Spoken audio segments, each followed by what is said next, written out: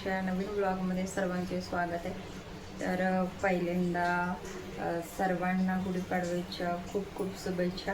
आणि गुढीपाडवा आहे म्हणजे कोणता पण सण असो, यांना सुट्टीच नाही राहत. त्याच्यामुळे ना कोणत्याच सणाला म्हणजे असं सण साजराच करता येत नाही. आता कोणते पण आता गुढीपाडवा म्हणा, दिवाळी, होळी म्हणा, कोणत्याच सणाला यांना सुट्टी नसते. आणि मग घरात काय तसंच रोज चाललंय, तसंच राहतंय.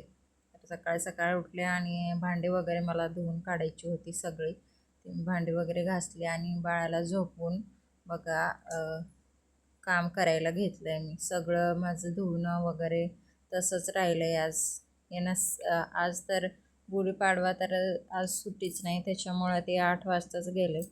आणि संध्याकाळी पण लेट येतात, रात्री पण लेट येतात. आणि माझी एकटीची एवढी धावपळ ना, रोज त्यांना मी काय बोलत असते, पण ते काय त्यांचं कामच तसं, तर ते काय करणार आहे. तर एकटीला ना म्हणजे बाळाला घ्यायचं, परत घरातच काम करायचं तेच आहे. पण ना एकट्या माणसाला लई होते.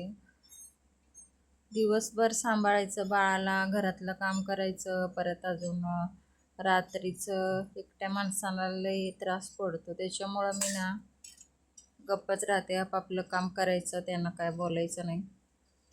आणि त्यांना कामावर जायचं ना, आपण अडवायचं नाही, कारण गेलं नाही तर पैसे.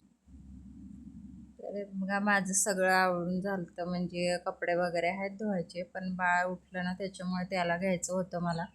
तर आता भूक लागली, आता जेवण करून घेणार आहे. काय मेथीची वगैरे भाजी केली होती आणि भात आणि चपाती. बाय बाय, पुढच्या व्हिडिओमध्ये भेटूया.